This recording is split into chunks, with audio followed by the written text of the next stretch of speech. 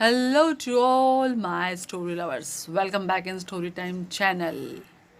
Today's story name is The Gift of Life. This is the story of Shiva and Rishi Markandeya. Let's go to the story.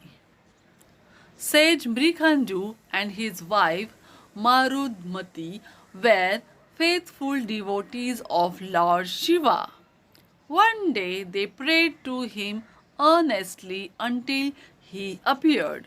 Shiva asked the couple, "What do you desire?" "We want a child," they replied in unison. Shiva thought for a moment and said, "I will give you a choice. You can either have a son who is extraordinary but will only live till the age of 16, or a son who will live a long life but will always be a burden to you." The couple considered the choice carefully and said, "We would rather have a good son for a short duration than a bad one who will stay with us forever." Shiva smiled, blessed them, and vanished. Brikandu and Marudmati soon had a beautiful child, whom they named Markandeya. He was a good son, a wonderful student, and a compassionate boy. He grew up to be a great devotee of Shiva. As the days and years rolled past, Brikandu and Marudmati grew more and more depressed. Every now and then they would curse the moment they had made that fateful choice. "Maybe we should not have asked for a child at all. Having a son like Markandeya and losing him will be too painful," they would say to each other sadly.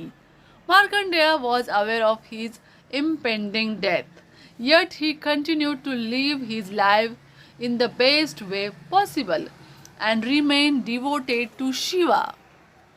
On the morning of Markandeya's 16th birthday, Mrikandu and Marudmati clung to their son and cried bitterly.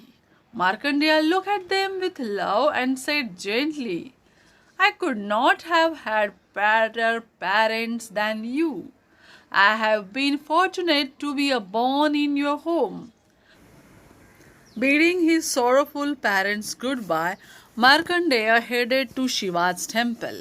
He embraced the Shivlinga and began chanting the Panchakshari mantra. As the time of the death was fast approaching, Yama sent his assistant to fetch the young lad. When they reached the temple, they found Markandeya lost in meditation, his arms around the Shivlinga.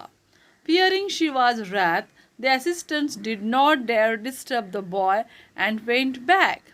Yama decided to perform the task himself.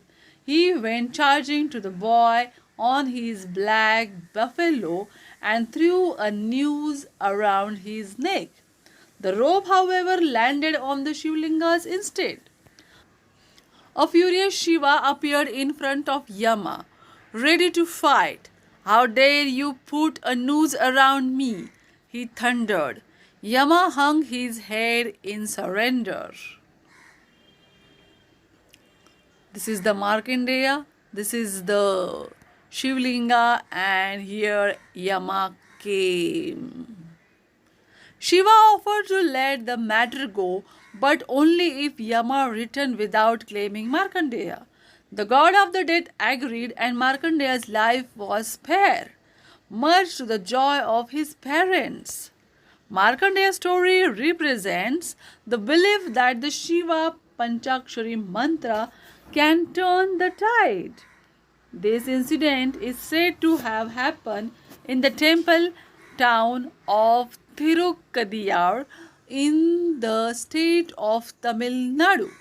Markandeya eventually resided in a place now known as Markandeya Tirtha, which is on the way to Yamunotri, the source of river Yamuna. He is said to have written the Markandeya's Purana there. one of the 18 major Puranas. This is the end of the story. Do you like it? Then comment and share this